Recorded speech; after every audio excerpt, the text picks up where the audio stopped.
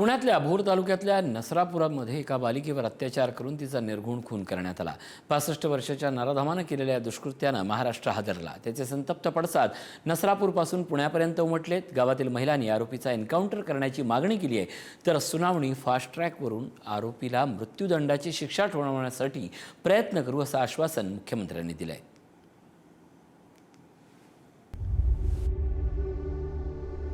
रस्त्यानं खेळत जाणाऱ्या या अवघ्या 3.5 वर्षाच्या बालिकेला खाऊचा आमिष दाखवून भीमा कांबळे या 65 वर्षाच्या वृद्धानं आडोशाला नेलं। शुक्रवारी संध्याकाळी 5:30च्या सुमाराला जनावरांच्या गोठ्यातील पत्रावजा खोलीत नेऊन नराधमानं तिच्यावर अत्याचार केले आणि नंतर अतिशय निर्घृणपणे तिची हत्या केली।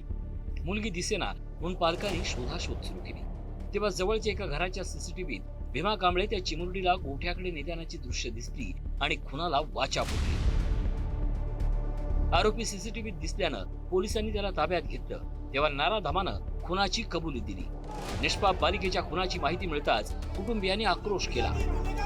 ती खेळत होती बाहेर, तिला वासरू दाखवता असं आमिष दाखवून गोठ्याच्या मागे शेड आहे तिथं नेऊन तिच्यावर अत्याचार केला त्या माणसानी। या टायमिंगला आम्ही सगळे घरातच होतो, सीसीटीव्ही फुटेज सापडला आम्हाला। आमच्या ताब्यात द्यायला पाहिजे, आम्ही इथले इथं त्यांना फाशी देऊ आम्हाला। आणि ऑलरेडी त्यांच्यावर 2 गुन्हे आहेत, तरी तुम्ही प्रशासन हे हलक्यात घेतंय। प्रशासनाने ह्याच्यात लवकरात लवकर काहीतरी कारवाई केली पाहिजे। या घटनेनं नसरापुरातले ग्रामस्थ संतप्त झाले। आरोपीला जाग्यावरच फाशी द्या अशी मागणी करत नागरिक प्रक्षुब्ध झाले। शनिवारी सकाळी गावकरी आक्रमक झाले होते। पुणे बंगळुरू मार्गावर संतप्त नागरिकांनी मोर्चा काढला, रास्ता रोको केला। स्थानिक लोकप्रतिनिधी त्यात सहभागी झाले होते। आरोपी अटक केलाय। मी म्हणत होतो अटक करण्यापेक्षा लोकांनी जर हातात घेतला असता, तिथंच मारला असता तर मी त्याचं समर्थन केलं असतं, परंतु पोलीस स्टेशनला तो हजर झाला आणि नंतर पोलिसांनी कारवाई केली। काम सर्वांचं चालू आहे, आरोपी अटक आहे, परंतु त्याला आता अटक असल्यामुळे त्याला आता शासनाच्या काही जी प्रोसिजरनी आहे त्या प्रोसिजरनीच काम करावं लागणार आहे। गावातल्या बाया बापड्यांना अश्रू अनावर होत होते। संतप्त महिलांनी आरोपीचा एन्काउंटर करा अशी मागणी केली। स्थानिक आमदार आणि अन्य नेत्यांनी महिलांची समजूत काढली। आरोपीला कठोरात कठोर शिक्षा करण्यासाठी प्रयत्न करण्याचं आश्वासन त्यांनी दिलं। 2दा आरोपी बाहेर आला हे कृत्य करून, पोलीस काय करतात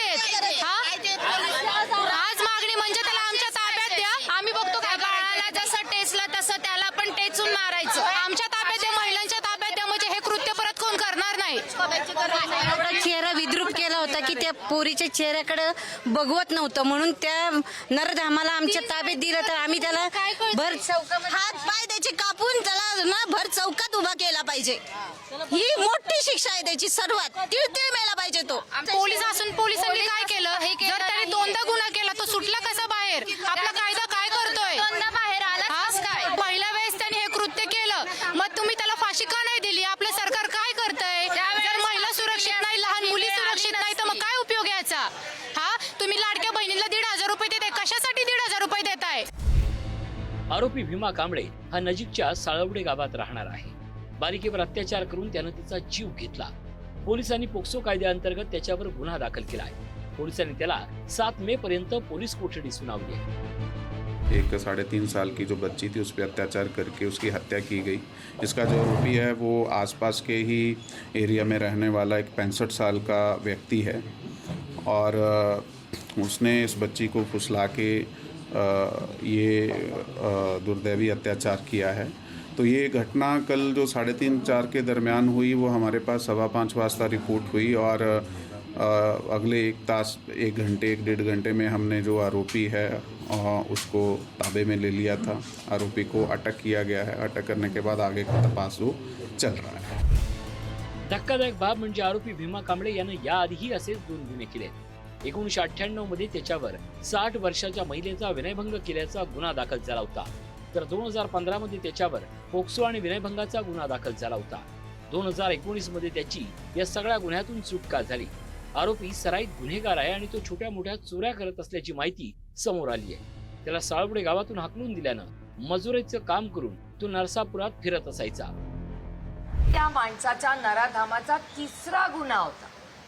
मग जर 3रा गुन्हा आहे तर पहिल्या गुन्ह्यामध्ये त्याला बेल कशी मिळाली? दुसऱ्या कृती, गलिच्छ कृती केल्यावर बेल कशी मिळाली? आमची लेक एवढी गोड चिमुरडी, आमची लाडकी, तिची हत्या होईस्तोवर थांबलं होतं का महाराष्ट्राचं सरकार? जर पहिल्याच गुन्ह्यानंतर या नराधामाला फाशी मिळाली असती तर पुढच्या 2 महाराष्ट्राच्या लेखी वाचल्या नसत्या का? त्यामुळे मला महाराष्ट्र सरकारला हात जोडून विनंती करायची आहे की आम्हाला फास्ट ट्रॅक कोर्ट हवाय आणि या नराधामाला तातडीने फाशीची शिक्षा ही झालीच पाहिजे. 4 वर्षाची निष्पाप चिमुकली, तिच्यावर 60 वर्षाच्या क्रूर अत्याचार केला, हे ऐकूनच अंगावर शहारे येतात. अहो, त्या लेकराचा काय दोष होता? या प्रकरणाबाबत पुण्याच्या एसपी आणि संबंधित अधिकाऱ्यांशी माझं बोलणं झालं. आरोपीला तात्काळ ताब्यात घेण्यात आलंय.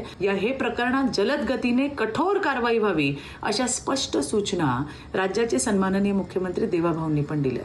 आता या राक्षसाला नव्या पॉक्सो कायद्याअंतर्गत फाशीची शिक्षाच व्हायला हवी, यासाठी आम्ही सुद्धा पाठपुरावा करणार आहोत. या घटनेनं संपूर्ण महाराष्ट्रात संतापाची लाट उसळली आहे. नेते, मंत्री आणि मुख्यमंत्र्यांनी या घटनेची दखल घेतली आहे. उपमुख्यमंत्री सुनेत्रा पवार या बालिकेच्या पुण्यातील धायरीतील घरी पीडित कुटुंबियांची त्यांनी भेट घेतली, तेव्हाही लोकांनी संतप्त भावना त्यांच्यासमोर व्यक्त केल्या.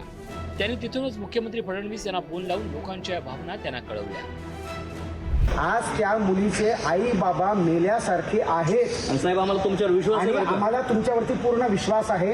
म्हणून तुम्ही आत्ताच्या आत्ता सुनेत्रा वहिनींना सांगून अमित शहाजींचं बोलणं आई वडिलांसोबत करून द्या. तोपर्यंत आम्ही त्या मुलीचा अंत्यसंस्कार होऊ देणार नाही. त्या माणसालाच आमच्या त्या माणसाला आई वडिलांसमोर आणून त्या आई वडिलांनी ठेचून काढायचे. या घटनेनंतर लोक इतके संतप्त झाले होते की आरोपीला ताब्यात देण्याची मागणी लोकांनी केली. आरोपीला कोर्टातून नेताना गाडी अडवण्याचा प्रयत्नही संतप्त लोकांनी केला. नसरापूरच्या घटनेनं समाजमन हादरलंय, प्रक्षुब्ध झालंय.